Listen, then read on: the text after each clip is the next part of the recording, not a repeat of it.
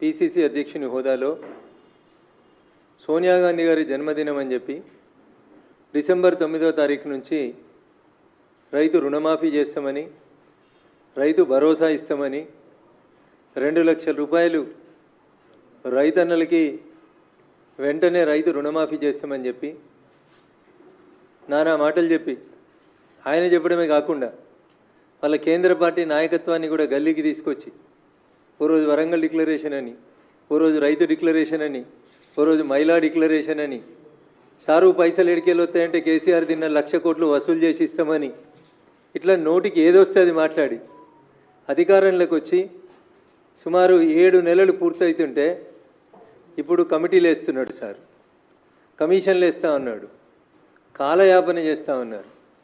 ఇది బాధాకరమైనటువంటి విషయం. వర్షాలు ఆశించినంత వర్షాలు రాక రైతన్నలు ఒక పక్క విత్తనాలు, ఒక పక్క ఎరువులు, ఇంకొక పక్క లాగోడికి పెట్టుబడికి కావాల్సినటువంటి పైసలు లేక అవస్థలు పడుతుంటే సార్కి ఇప్పుడు గుర్తొచ్చింది ఒక కమిషన్ వేయాలని, ఒక కమిటీ వేయాలని, ఉప ముఖ్యమంత్రి నాయకత్వంలో దాని మీద విచారణ చేయాలని ఇప్పుడు ఆలోచించడం అనేది దురదృష్టకరమైనటువంటి విషయం.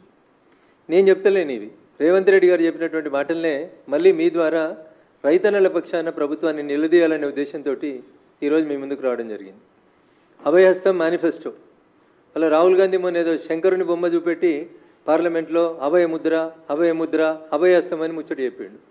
ఆ రాహుల్ గాంధీ గారు చెప్పిన అభయహస్తం మేనిఫెస్టో రేవంత్ రెడ్డి గారు ఇక్కడ విడుదల చేసినటువంటి వరంగల్ రైతు డిక్లరేషన్ ఏం రాసిరంటే అన్న దీంట్లో మొదటిది కాంగ్రెస్ ప్రభుత్వం ఏర్పడిన వెంటనే రూపాయలు 2 లక్షల రైతు రుణమాఫీ, ఇది మొదటిది. రెండోది ఏం రాసిరన్నా ఇందిరమ్మ రైతు భరోసా, భూమి ఉన్న రైతులతో పాటు కౌలు రైతులకు కూడా ఏడాదికి ఎకరాకు రూపాయలు 15,000, భూమి లేని ఉపాధి హామీ రైతు కూలీలకు ఏడాదికి 12,000, అన్ని పంటలకు మెరుగైనటువంటి పంట రేటు. ఇది నేను రాసింది కాదన్నో, మూతపడిన చక్కెర కర్మాగారాలు తెరిపించి పసుపు బోర్డు ఏర్పాటు చేస్తాం, పంట బీమాతో మన్రేగాని అనుసంధానం చేసి వ్యవసాయానికి రైతులకి ఉపయోగకరమైనటువంటి పనులు చేస్తాం.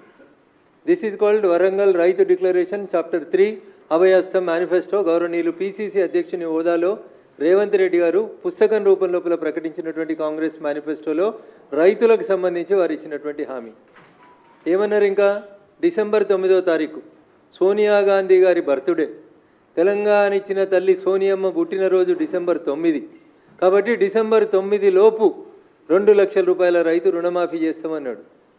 తెలంగాణ మీద గౌరవం లేదు, సోనియమ్మ మీద గౌరవం లేదు, ఆఖరికి వాళ్ళు పెట్టుకున్న రైతు భరోసా పేరేంది? ఇందిరమ్మ రైతు భరోసా. ఇందిరమ్మ పేరు మీద గౌరవం లేదు, సోనియమ్మ పేరు మీద గౌరవం లేదు, వరంగల్ రైతు డిక్లరేషన్ పేరు మీద గౌరవం లేదు, కాంగ్రెస్ పార్టీకి తాను ఇచ్చినటువంటి ఎన్నికల మేనిఫెస్టో మీద అంతకంటే గౌరవం లేదని చెప్పడానికి ఈ ఒక్క పేజీ చాలని నేను అనుకుంటా ఉన్నా. అందుకని ముఖ్యమంత్రి గారు ఆయన భాషలో చెప్పాలంటే పాలమూరు జిల్లాలో తొలుత అని చెప్తారు, ముఖ్యమంత్రి గారి భాషలోనే చెప్తా నేను చెప్పింది కాదు. తొలుత ఆయన అన్నమాట, తొలుత తొలుత అంటే ఫస్ట్ అని అర్థం. అట్లా పాలమూరుల భాషలో జర అదొక పదంగా టిపికల్గా వాడతారు దాన్ని. దాంట్లో చెప్పిండు ఆయన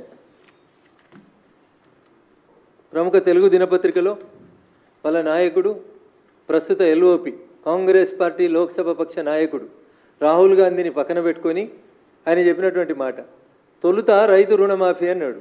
ఇంకా తొలుత రాలే, తొలకరు రాలే, ఈయనకి ఇంకా తొలకరు వర్షాలు ఎప్పుడు వస్తాయో తెలియదు. ఈయనకు తొలుత అంటే 9 నెలల. ఇవాళ డిసెంబర్ 7వ తారీఖు రోజు ముఖ్యమంత్రిగా ప్రమాణం చేసిండు. ఆయన భాషలో, వాళ్ళ పాలమూరు భాషలో ఆయనే చెప్పిన మాట తొలుత రైతు రుణమాఫీ. తొలుత పోయింది, 9 నెలలు అయితే పిల్లలు కూడా పుట్టే టైం వచ్చింది, కానీ తొలుత యాదికి వస్తలేదు రేవంత్ రెడ్డి గారికి. ఇప్పుడు ఉప ముఖ్యమంత్రి గారట, ఇంకో 4 మంత్రులట కమిటీ చేస్తారంట. My question is straight to the state government and honourable chief minister.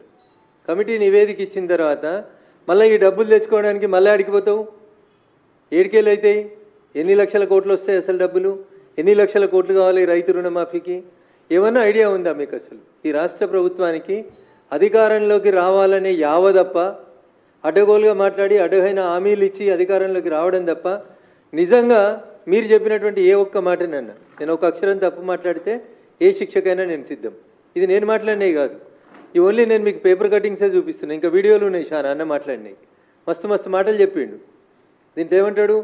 August 15 నుంచి 30 లక్షల ఉద్యోగాల భర్తీ వచ్చేస్తుంది 15 ఆగస్టు. దీనికి ఇంకా నెలనే బాకీ ఉన్నది. ఇంకా రెండో మాట, బిలియనీర్లకు మోడీ మాఫీ చేసిండు, మేము పేదల డబ్బుల్లో ఖాతాలు వేస్తాం.